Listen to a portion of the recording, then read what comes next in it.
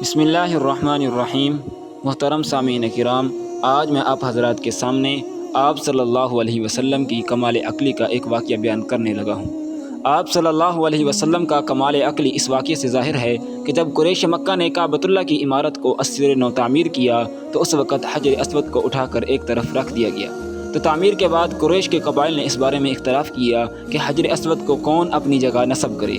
ہر قبیلہ چاہتا تھا کہ یہ فضیلت اس کو ملے، یہاں تک نوبت پہنچی کہ لوگ اپنی بہادری اور جرت مندی کا مظاہرہ کرنے کے لیے عربوں کے دستور کے مطابق پیالوں میں خون بھر کر اس میں ہاتھ ڈال کر کہنے لگے کہ یہ فضیلت ہم حاصل کریں گے۔ اس میں اشارہ تھا کہ ہم جنگ کے لیے بے تیار ہیں۔ ایک تجربہ کار بوڑھے نے مشورہ دیا کہ ایسا کرو کہ کل صبح جو آدمی سب سے پہلے کعبۃ اللہ میں داخل ہو اسی کو اس کا اہل سمجھا جائے کہ وہ کعبۃ اللہ میں حجر اسود نصب کرے۔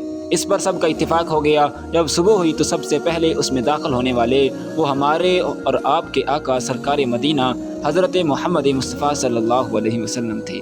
جب قریش نے آپ کو دیکھا تو خوش ہو گئی اور آپ سے کعبۃ اللہ میں حجر اسود نصب کرنے کے لیے کہا، مگر آپ صلی اللہ علیہ وسلم نے اپنی کمال عقلی کا مظاہرہ فرماتے ہوئے عجیب تدبیر پیش فرمائی۔ آپ نے فرمایا کہ ایک چادر بچھا دو۔ جب چادر بچھا دی گئی تو آپ نے اپنے دست مبارک سے حجر اسود کو اٹھا کر اس میں رکھا۔